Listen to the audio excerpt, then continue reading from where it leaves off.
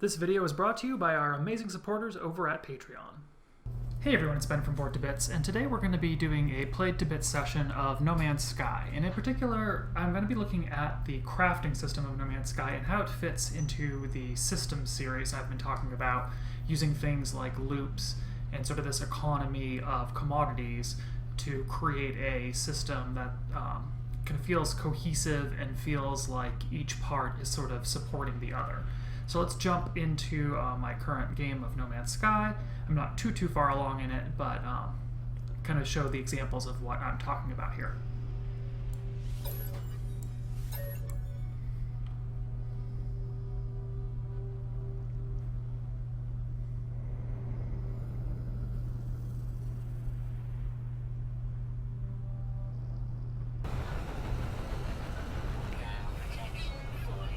So what we see in No Man's Sky is that most planets have a hazard of some sort. It might be extreme temperature, or it might be things like toxicity or radiation. Temperature is probably the most straightforward one, but it really shows this idea of a negative feedback loop really well. Because what happens is, just being outside of my ship right now, just standing around as I am, we see in the lower left-hand corner that my thermal protection is being depleted, and that's because of in this case, the high heat of this planet. And my thermal protection in my suit requires sodium-based elements in order to sustain that protection. If I let that go all the way to zero, then I'll start taking damage from the heat. So if I want to explore this planet, I'm entering this negative feedback loop of needing to use up sodium in my reserves. So right now, what I might want to do is I might want to do a scan and see if I could find some sodium. So I can do a quick C, and if I look around here a little bit, I see that there are some sodium deposits over here along with some other elements. So I might try and find, let's see which one's closest here. 100 units-ish away, that's not too bad. We'll go to one of those. Now we'll also notice that if I start, say, running toward my goal, now you'll notice that as well, that heart rate icon and that store starts to drop as well. And what that is, that's my oxygen. That's how I'm breathing, and particularly like physical exertion. If I just stand around, it doesn't actually use up the oxygen, or it does at a very slow rate. But the more I run and jump and do things like that, it uses up more oxygen. So again, exploring enters me into another feedback loop, that I need a negative feedback loop, that I need to be using up oxygen, I need to be getting oxygen in order to maintain this sort of exploration activity. So right now I can get this sodium-rich plant, and that works for me there. So, and the nice thing is that getting the sodium doesn't actually cost me anything else, so it's kind of a self-contained loop there. However, getting to these plants, I have to be out in the heat, and I'm depleting sodium in order to get to more sodium. So it's definitely a feedback loop in that case. And wow, I have just found a mother load of sodium here, so I'm going to harvest some of this while we go. However, there is another sort of a system/loop, and it's a more simplistic one to note, but it is worth noting, which is the amount of storage capacity you have. If you notice in that little sodium icon in the upper right, it's starting to fill up. There's a little bar at the very bottom of it that is filling up as I collect more of this, and that's because you only have so much space for cargo in your suit. It's a pretty decent amount of space considering it's just a suit that you're wearing, but what I can then do is if I go tab to my exosuit, you see that I have what's really kind of limited space in terms of what I can store. I've got some sodium here as well as some here, and that's 2 of my 25 slots that are being taken up. And whether I have 1 or 250 units in this particular slot, that means that slot can't be used to store anything else. So as you get things, you have less space for things. This is a very common sort of a balance that you run into. It's one of those systems that's so basic I almost wouldn't really call it a systemic situation, but it's something to really consider. This is going to resolve itself a little bit right now because I'm starting to run low, or at least starting to get down a little bit on my sodium in my thermal protection, so I am going to quickly choose to restock that with some of the sodium that I have, so I'll choose to charge it with my sodium. I can also get improved things like sodium nitrate or even ion batteries, but for now we'll just use the sodium to do that. And those are ideas like using sodium nitrate instead, where you're using a more efficient element, so you're going to be able to save more inventory space. And the same thing goes with oxygen. You can do similar things there of creating packs to do that. So the second thing I want to talk about is mining, because this is another system that represents this idea of sort of having to enter a negative feedback loop. If I want to mine some metal, say to do some building, for example this rock here, I need to fire my weapon, which I can do, and we'll see that it uses a mining beam, and that percentage up there is the amount of fuel I have for that mining beam. And so I can continue doing this, and you see as it goes, that amount goes down. I can take each of these. These are pretty small. They're not getting me a ton of material, but that's okay. Really what I'm doing this to do is to kind of show the example that again here now, for each, I'm getting iron from this, I'm getting salt, I'm getting these mineable materials, but I'm losing fuel. So eventually I will be unable to mine because I've run out of fuel. However, in this case, there's sort of a balance of the loop, because while it's a negative feedback loop in that I'm spending fuel in order to mine, there are situations like these plants here where I can get the fuel, carbon, for my mining laser by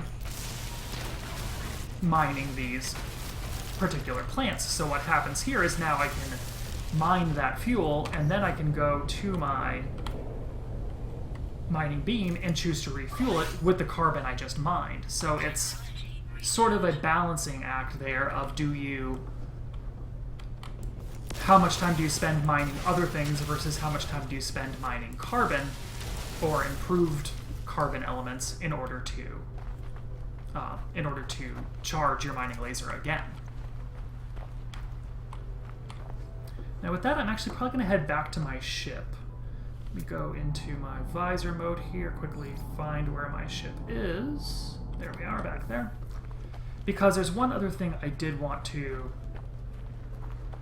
show with this, which has to do more with the actual crafting of items and improving items, which is the last loop I want to talk about.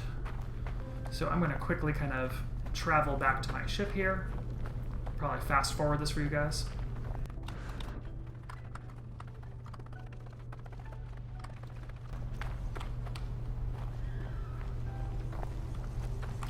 So this is the last thing, which is this portable refiner that I have.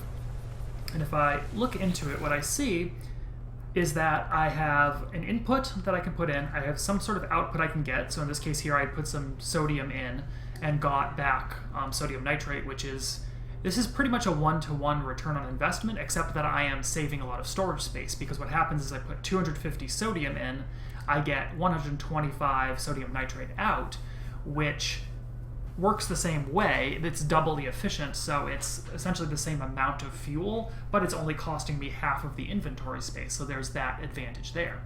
However, the big balance of all this, I'm going to quickly put this into my exosuit, is that this also costs me some sort of fuel, in this case again carbon or condensed carbon. So if I want to, say, make some more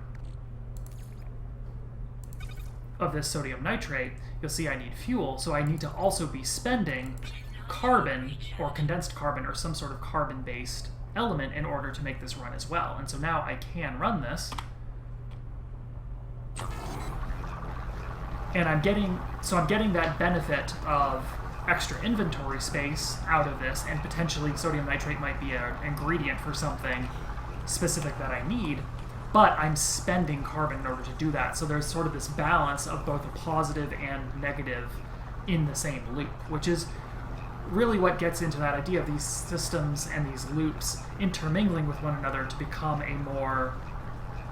more in-depth system where you can really strategize around, okay, these are the things I need right now.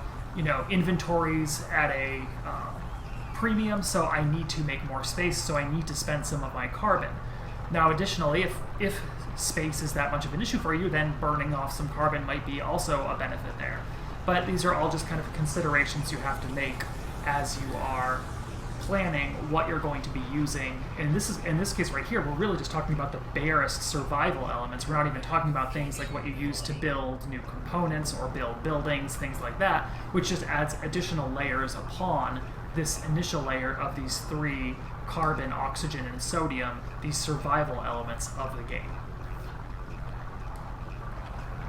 See how this is doing. About 2/3 of the way there. But as we'll see now, I can even go in right now, pick this up, add it to my suit, and if I go into my inventory, I will see that now I have all the sodium nitrate here. So what was going to be taking up kind of 2 slots worth of sodium is now really being able to be stored in 1 slot of my of sodium nitrate, which is just this really added benefit, again, that it's more efficient and saving me some space.